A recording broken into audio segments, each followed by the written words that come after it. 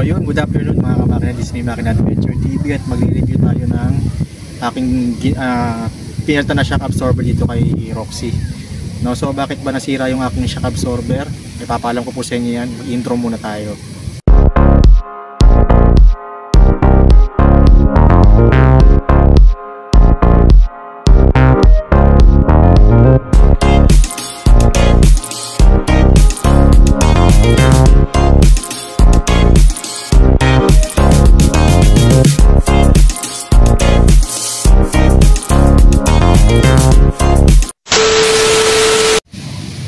So yun nga po mga kamakina, no, share ko sa inyo naging experience ko sa stock shock absorber ng aking Aerox, no, dahil nga ginagamit ko to pang MC taxi. So umaga siyang bumigay at umagas na po yung kanyang shock absorber, kaya nagpalit na po tayo. Ito yung itsura niya nung tumagas.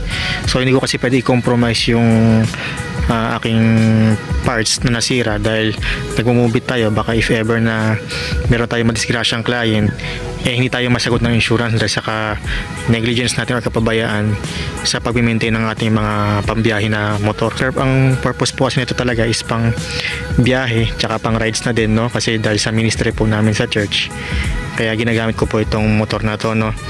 Kaya pinalitan na po siya ng shock absorber. Ito po yung aking pinalit kay YB version 3. Ayan, so siguro mga 3 weeks ko na po siyang ginagamit. First impression, maganda naman yung kanyang itsura. Para siyang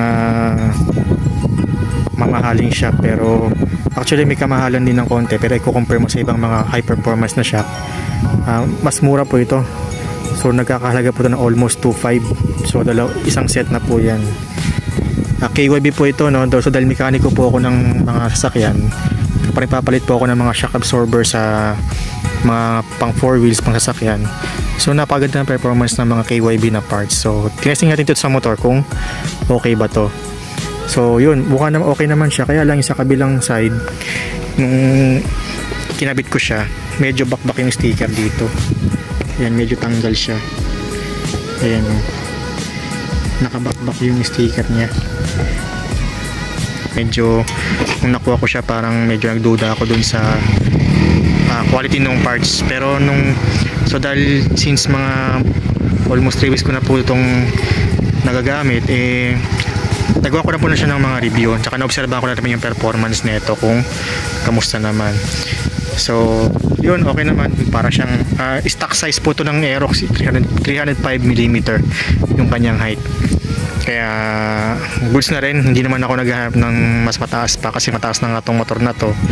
Kaya stock size na lang din yung aking ginamit.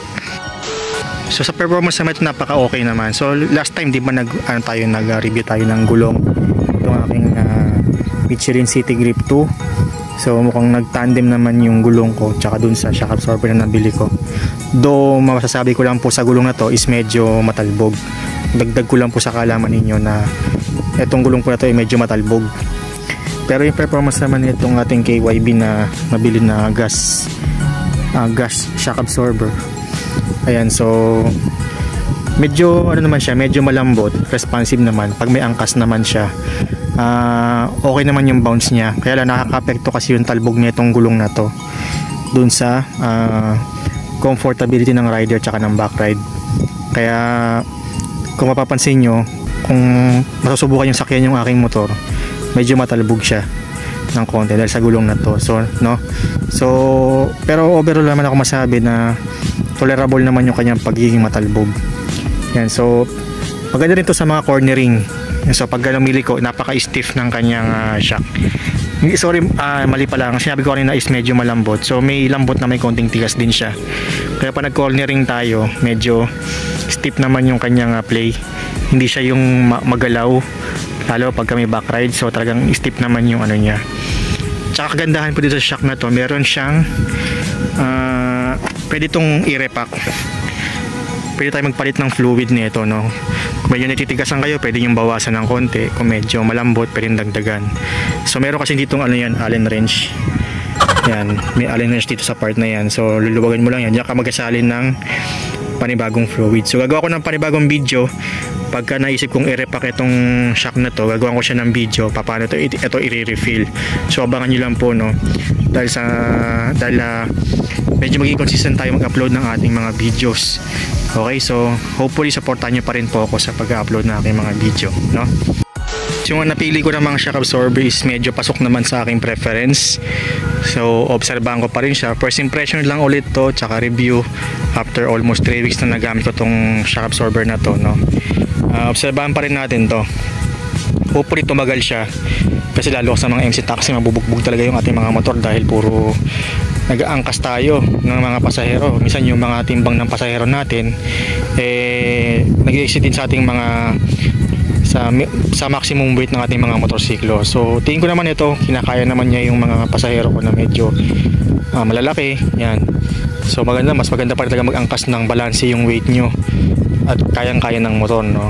Doon sabihin yung 155 yung makina ni Roxy, kailangan pa rin ng medyo stable na timbang ng rider at ng OBR para mas maganda yung takbo, yung performance at yung play ng ating mga shock. Pwede siya mabugbog. So siguro guys, nabanggit ko nga kanina na medyo matalbog yung aking gulong. So kaya tayo magre-repack din nitong ating rear shock para mabalansin natin yung talbog niya. Medyo siguro babawas natin ng konti o dadagdagan. Titingnan po natin, no, para maging mas maganda pa yung riding performance natin sa pagbiyahe natin. Okay? Ayun, so shout out sa aking mga kapwa mekaniko at kapwa rider dyan. So mag-ingat kayo palagi sa inyong biyahe. At shout out kay Family JTB. So sa Grabis mo, hanap natin ng mas magandang suspension. Hanap natin ng mas magandang play yung iyong Grabis.